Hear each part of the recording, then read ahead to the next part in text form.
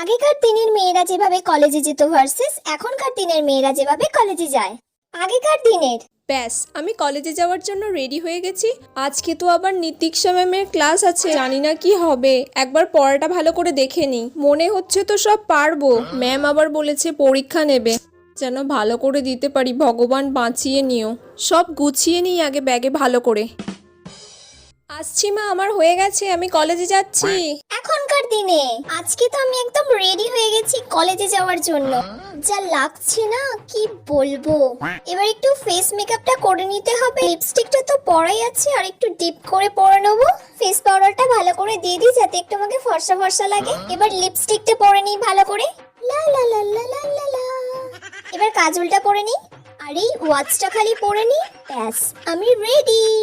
কলেজে গিয়ে একটু রিলস বানাতে হবে, কয়েকটা ফটোশুট করতে হবে। এবার এই ব্যাগটা নিয়ে নিয়েছি, খুব সুন্দর লাগছে।